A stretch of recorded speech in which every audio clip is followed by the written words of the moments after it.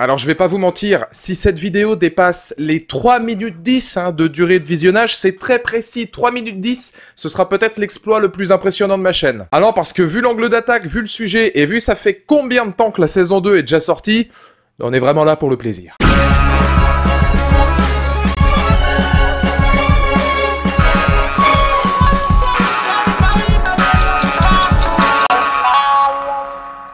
Bonjour à toutes et à tous, c'est Valou et bienvenue pour cette toute nouvelle vidéo. Ça faisait longtemps, nouveau Valou TV, effectivement consacré aujourd'hui à Euphoria. Peut-être l'une de mes plus grandes claques de ce début d'année. Et alors je vais pas vous mentir, mais le combo de Batman plus Euphoria dans la même semaine... Alors psychologiquement c'était un petit peu rude forcément, mais cinématographiquement c'est fou ce que ça fait du bien. Et avant même de commencer cette vidéo, j'aimerais rappeler que ceci ne sera qu'une interprétation, vous allez le voir effectivement vu le sujet, j'ai l'habitude de choisir des sujets un petit peu atypiques ou en tout cas spécialisés pour mes reviews de séries télévisées. Et là effectivement vu le programme, ce sera plus de l'ordre de l'interprétation. Je n'ai pas la science infuse, c'est simplement la manière dont j'ai ressenti Euphoria, chacun pour avoir une interprétation différente. Je tenais à le préciser d'emblée parce que c'est probablement le plus important, mais oui, ce n'est que mon interprétation d'une série que j'ai trouvée absolument magistrale, d'une saison grandiose. D'ailleurs, je vous cacherai pas que beaucoup de personnes m'ont dit que la saison 2 était largement en dessous de la première avant que je la commence. Pour moi, elle est au moins aussi bonne, voire peut-être même au-dessus. Une putain de claque dans la gueule. Voilà, si je devais résumer cette deuxième saison d'Euphoria en une phrase, ce serait celle-ci. Bien plus riche scénaristiquement qu'un premier acte pourtant de qualité, et si l'on regrettera quelques ellipses narratives ou même disparitions de personnages, l'occasion pour moi d'un petit aparté musical, un petit interlude où je vais pouvoir vous mentionner les 3 plus beaux monuments aux morts qu'il m'ait été donné de savourer jusque maintenant.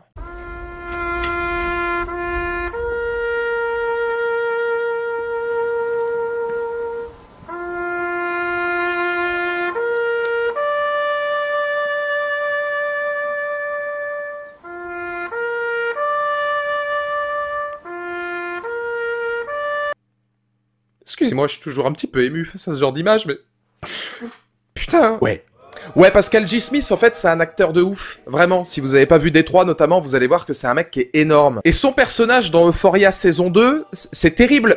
Passé les 3 premières minutes de l'épisode 1, il est plus là. Et pour l'anecdote impromptue du jour, il faut savoir que l'acteur ne sait pas non plus. Voilà, il l'a dit plusieurs fois en interview. Il ne sait pas pourquoi son personnage a disparu. Il se doute que c'est le créateur qui l'a estimé comme ça. Et je pense que c'est le premier à vouloir être au courant.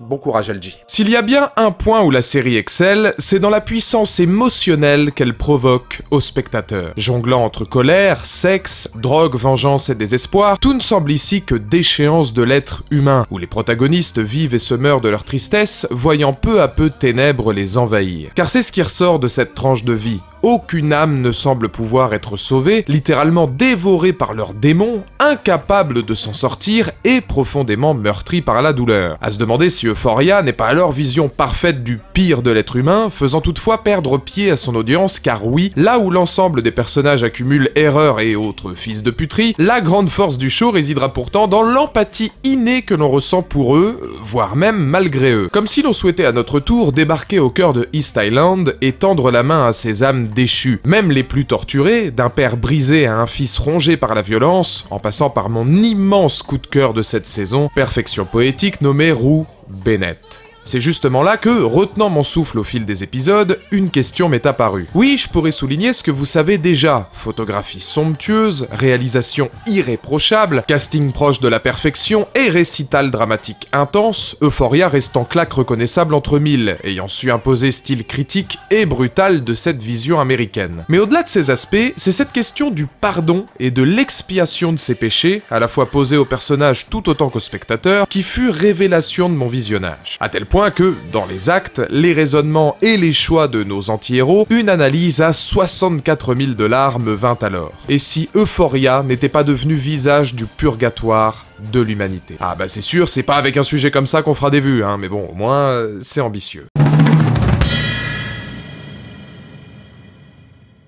Avant les faits, un peu d'histoire. Qu'est-ce que le purgatoire? Dans la religion catholique, le purgatoire est une étape de purification, dans laquelle les âmes mortes en état de grâce doivent expier leurs péchés dont ils n'ont pas fait pénitence avant leur dernier souffle, épreuve après la mort leur permettant de se libérer totalement du mal et ainsi accéder par la suite au paradis. en gros. Rappelons alors premier point intéressant, le purgatoire, lieu de tous les pardons amenant à la libération du mal, ne peut être visité que si l'âme de la personne est en état de grâce, ne s'étant donc pas perdu dans ce que l'on appelle le péché mortel. Toujours suivant l'école catholique, celui-ci est mortel car objet d'une matière grave et commis en pleine conscience des choses. S'il n'est pas repenti, il mène alors l'âme à la damnation éternelle. La liste que nous connaissons aujourd'hui de ces péchés mortels fut fixée par Thomas d'Aquin, pointant l'orgueil et l'envie comme vices irrécupérables, gourmandise et luxure stagnant en bas de l'échelle et, au centre, la colère, l'avarice et la paresse. Oui, vous reconnaissez alors nos fameux 7 péchés capitaux, et là-dessus, une idée me percute aussitôt l'esprit. Euphoria, c'est vraiment le symbole de vivre avec tous ces péchés, mais alors en même temps, pour 90% du casting. C'est justement là que les premières traces de religion apparaissent, car pour se libérer de ses péchés et récupérer état de grâce amenant au purgatoire, l'âme se doit d'être pardonnée par ce que l'on appelle le sacrement de réconciliation. En théorie, il s'agit de se mettre en vérité face à Dieu, notamment par la confession. En pratique, Euphoria nous montrera que cet acte de réconciliation se fera, lui, directement entre personnages au travers d'une structure simple, leur envie de pardonner ou se faire pardonner leurs fautes. Toujours de façon passif-agressif, certes, mais l'idée est là. Rue. And I'm sorry. I'm sorry. Listen to me. I forgive you. Car tout au long de ce deuxième acte, il n'est plus question de mettre en avant les péchés mortels dont sont victimes les personnages. Ils sont présents, s'enveniment parfois de façon désastreuse, mais ne sont que continuité des frasques vues précédemment. Ici, l'heure est plutôt venue pour certaines âmes, non sans difficulté, de les absoudre. Rue et ses problèmes de drogue et de violence, Nate et son rapport torturé au père amenant à autodestruction, Cassie, Maddie et leur amitié toxique et égoïste, Kat et ses dérives de luxure, tout au long du show, ils seront symboles de péchés mortels, finissant par détruire leur environnement. C'est alors que, comme s'ils cherchaient à atteindre le purgatoire, le scénario de cette deuxième saison s'axera grandement autour d'une envie simple, trouver LA marque de repentance ultime, le pardon. Prenons par exemple Rue. Situation amoureuse chaotique, envie de suicide, rapport toxique et destructeur avec sa famille, manque de figure paternelle, consommation de drogue, c'est difficile de la défendre. Pourtant, quelque chose sommeille en elle, magnifié par le jeu de Zendaya, faisant alors vaciller le spectateur. Son envie infime de s'en sortir, quête d'un pardon qu'elle ne pense pas mériter. Il est alors important de comprendre que le pardon est avant tout destiné à soi-même, pour passer à autre chose, avancer, être heureux, se faire pardonner. Et pardonner, j'insiste sur les deux configurations, devient une force. Marque de confiance dont manque énormément Rue, mais qui finira par la mener sur un chemin de rédemption en, dans un premier temps, cherchant le pardon d'Ali, puis en pardonnant à Elliot et Jules, tout en essayant de vaincre ses démons et devenir meilleure personne. Et quand on voit ces frasques, entre deals de drogue, plans foireux et animosité envers tous ceux l'aidant d'un amour sincère, c'était pas gagné. Yeah, it's a shame, Mom. My dad's dead. Kinda keeps you from admitting what a shit fucking mother you are.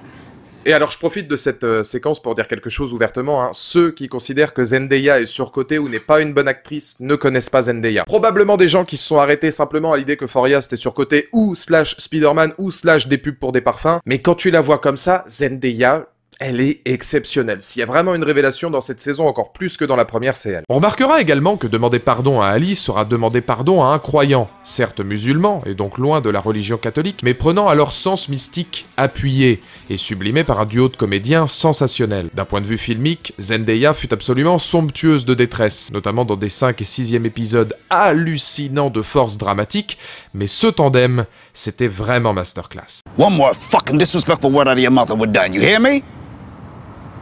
Hey, you hear me? Or what, Ali? You gonna hit me?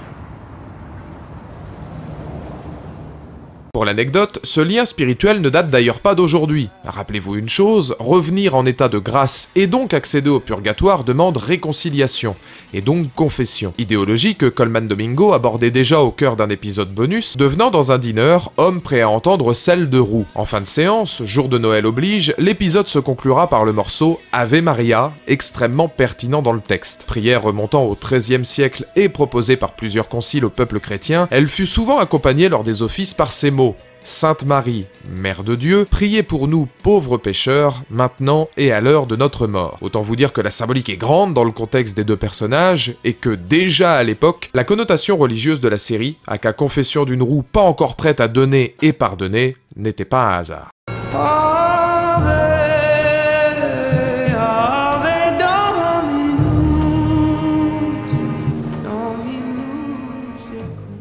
Revenons maintenant à ce deuxième acte. Glauque et sordide, la relation entre Nate et Cal Jacobs sera-t-elle aussi formidable? Devant répondre aux péchés du père depuis l'enfance, thématique extrêmement religieuse, le quarterback abordera chemin de croix, certes agressif, mais authentique, cherchant à laver ses péchés aussi bien que ceux de Cal, qu'il légua en grande partie à son fils. Pas de première vertu, entre roulette russe dantesque et livraison de son père aux forces de l'ordre, mais toujours dans une quête de justice, d'expiation et, peut-être, d'un pardon libérateur. S'il ne le cherche qu'à demi-mot, n'attendons pas que l'on excuse ses travers, notamment via Jules, ses actions naissent de l'obscurité, besoin de vengeance absolue, avant de les porter peu à peu vers la lumière. Dès lors, Nate devient personnification exacte des 8 étapes religieuses visant à se pardonner et se libérer. Considérer sa blessure, refuser dans un premier temps la souffrance, vivre de sa rancune, prendre soin de soi de façon superficielle, peut-être via ses amours difficiles, puis accepter que son père ne changera pas, questionner ses sentiments vis-à-vis de ses actes et des autres, travailler l'origine de cette rancœur et, enfin, éviter les faux pardons afin d'accomplir véritable destinée. Ces étapes représentent alors toute l'ambiguïté de sa relation avec Cal, permettant peut-être émancipation définitive du fils. C'est encore une fois toute la puissance d'Euphoria. Loin du manichéisme habituel de plusieurs séries, la complexité des personnages fait mouche, nous forçant à les comprendre et, parfois, à les apprécier malgré leurs frasques.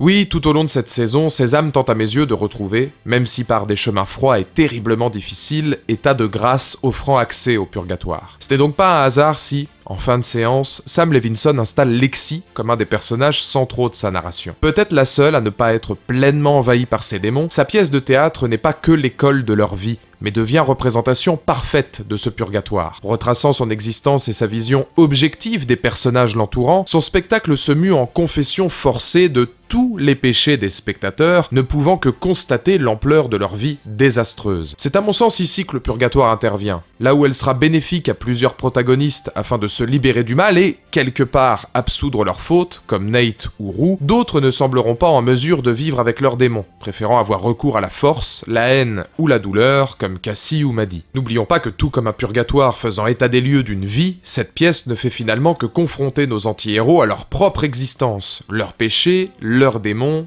et leurs souffrances. D'un point de vue de mise en scène, on remarquera d'ailleurs qu'à l'exception de Nate, seuls les protagonistes ayant pardonné ou s'étant fait pardonner assisteront à la fin de la pièce. Rue, Jules, Elliot, là où les plus toxiques et les plus néfastes auront quitté l'amphithéâtre, comme s'ils avaient échoué et été éjectés de ce purgatoire avant sa conclusion finale. Remarquons également que lors d'une discussion avec Lexi, Rue justifiera cette notion de purgatoire en admettant que sans elle, elle n'aurait pu aussi bien faire face à ses démons. I think your play was the first time I was able to look at my life and not hate myself